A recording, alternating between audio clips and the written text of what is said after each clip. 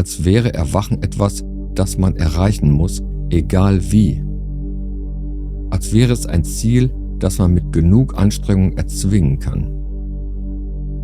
Aber so funktioniert das nicht. Willkommen.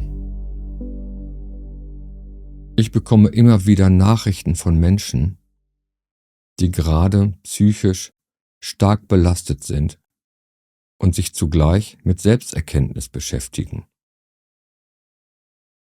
Manche schildern Diagnosen, andere beschreiben einfach, wie schwer es ihnen innerlich geht. Und dann kommt oft die Frage, kann ich trotzdem erwachen? Geht das überhaupt, wenn in mir so viel Unruhe ist? Das ist eine sehr ehrliche Frage und ich möchte sie jetzt beantworten. Zunächst einmal ist es völlig natürlich, dass Menschen, die leiden, sich auf die Suche machen. Wer innerlich zufrieden ist, hat meist keinen Grund, tiefer zu schauen.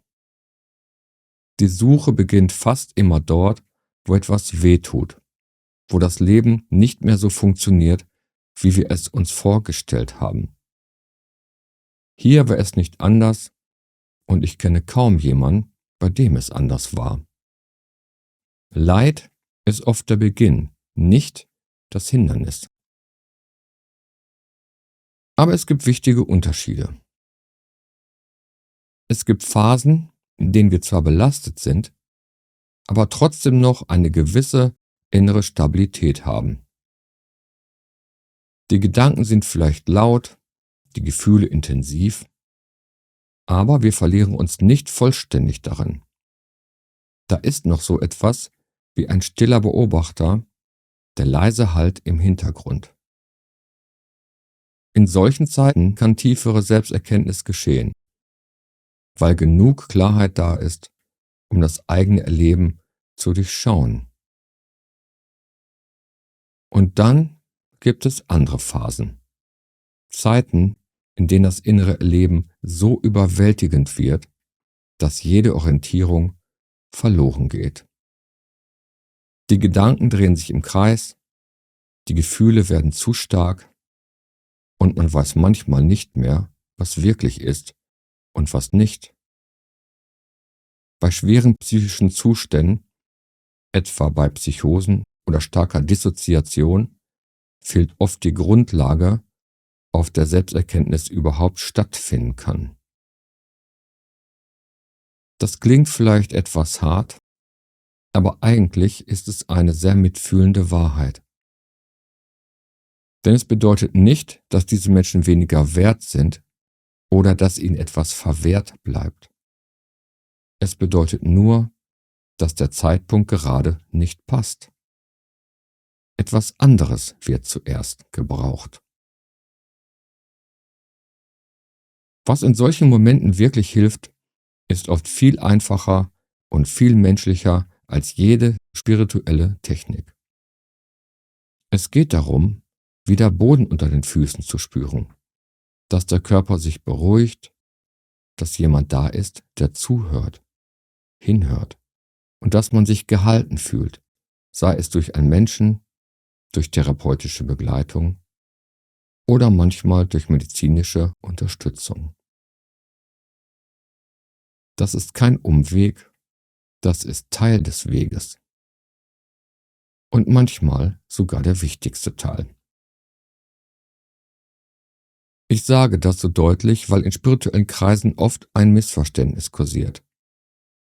Als wäre Erwachen etwas, das man erreichen muss, egal wie. Als wäre es ein Ziel, das man mit genug Anstrengung erzwingen kann. Aber so funktioniert das nicht. Klarheit zeigt sich nicht unter Druck. Sie entsteht eher dort, wo wieder etwas Ruhe eingekehrt ist, wo der innere Lärm sich gelegt hat, wo man sich selbst wieder folgen kann. Wenn diese Ruhe da ist, auch nur ein bisschen, dann bekommt die Frage nach dem, was ich wirklich bin, einen ganz anderen Klang. Sie ist dann nicht mehr getrieben oder verzweifelt, sie wird still und offen. Und aus dieser Offenheit kann sich tatsächlich etwas zeigen, das vorher von all der Unruhe verdeckt war. Für alle, die gerade in einer schwierigen Phase sind, möchte ich noch etwas sagen. Das, was du in Wahrheit bist, verschwindet nicht, nur weil es dir gerade schlecht geht. Es ist nicht beschädigt, es ist nicht verloren. Es ist nur im Moment überdeckt. Und wenn sich das innere Geschehen irgendwann wieder beruhigt, wirst du merken, dass es die ganze Zeit da war. Du musst also nichts erzwingen. Du musst nicht jetzt sofort zu einer letzten Erkenntnis kommen. Vielleicht ist der nächste richtige Schritt viel einfacher. Langsamer werden, Hilfe annehmen, dem Körper und der Seele Zeit geben. Und wenn du das hier hörst und spürst, dass du bereit bist, dass da eine stille Sehnsucht ist, die tiefer geht als alle Probleme, dann folge dem. Aber nicht mit Druck und nicht mit einer Erwartung. Frage dich ganz einfach und ganz ehrlich, was bin ich, jenseits all meiner Geschichten? Und dann warte ab. Sei still und siehe, was geschieht.